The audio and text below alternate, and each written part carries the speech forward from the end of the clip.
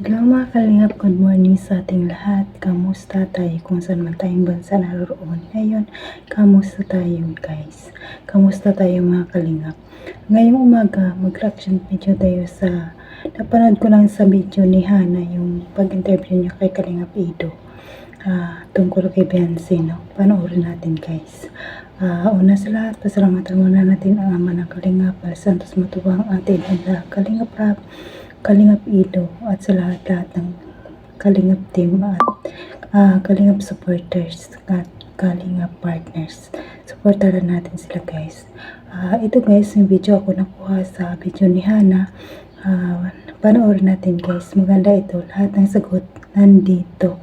Ang sagot ni Papa Ids tungkol kay Beyonce. Panoorin natin. Tara, let's go. 1, 2, 3. Go! Ako hindi ko natitiis, sinatchat talaga ako minsan.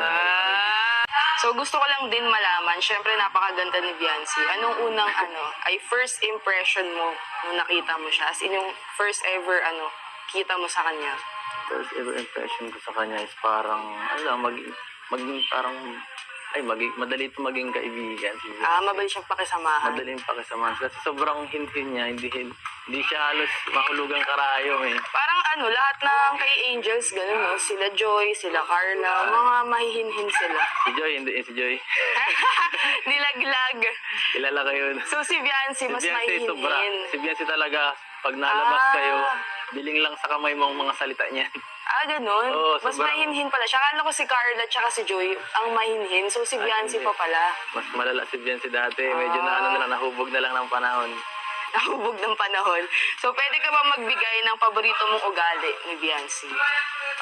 Siguro yung magaling, siya, family-oriented siya. Yun ang pinakamagandang nakita ko sa kanya, parang sa lahat ng bagay, naiisip niya ang pamilya niya. Lalo, pwede ka ba magbigay ng paborito mong ugali ni Beyonce?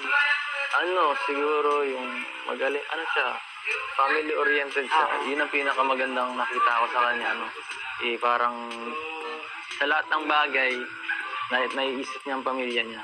Saka nung nasa sa Hong Kong talaga ang galing eh. Kasi yung mga Grabe yung binigay sa supporters kanya, niya doon. ang dami niya binigay sa kanya mga pera. Pero Oo.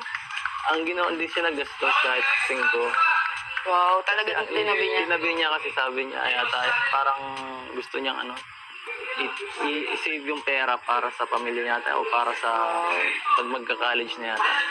Wow, kahit sobrang dami ng blessings sa kanya. Talagang humble pa rin si Humble pa Beyonce. rin nakaka-proud yung ugali.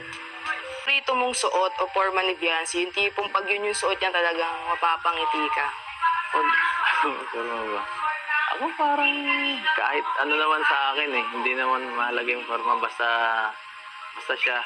Wow! Basta makita lang siya. Saray. So ito, paano mo naman nalalaman kapag galit na si Beyonce? Paano ugali ni Beyonce kapag parang naiinis na Natahimik lang yan. Tapos nag-post lang yan sa Facebook. di siya namamansin pag naiinis natin. Hindi ka mamamansin, di rin. Kaya nga pag nagkakaano kami, hindi kami nagpapansinan yan. Walang chat yan. Ganon. Pero paano kayo nagbabate pag nakita na ulit? Or di naman nyo rin natitiis ng isa't isa talagang? Ako hindi ko natitiis. Sinatchat talaga ako minsan. Si Kalingap Edu pala. So paano ka naman sinusuyo ni Beyonce pag ikaw ang nagtatampo? Hindi ko alam. Pero sweet naman si Beyonce off cam. Minsan. So parang sinasabi mo, ikaw ang hindi nakakatiis at laging nagchat-chat kay Beyonce. Ako na lang nagtawag dito. So after ng issue nyo ngayon, yung issue nyo ngayon, syempre, kamusta naman si Edu at Beyonce? Wala naman, okay lang naman, dati lang naman. Di naman siya masyado, dun, dati lang, kahit nga ngayon, nag-chat kami, wala. Okay lang. Wala naman nagbago. Asar lang minsan yun, pero wala naman. Normal na. Normal lang na naman. sa inyo. Sanay man yun sa akin kasi syempre, di ko maiwasan makahalubilo sa tao kasi No. trabaho natin makipaghalubilo sa tao. Tama. As a vlogger. Tapos, ito ang pinakamatagal na na kapartner si Beyonce nakakatuwa dahil kala ko hindi tatagal ulit ng isang taon. Kasi nakaya niya ang ugali ko. So,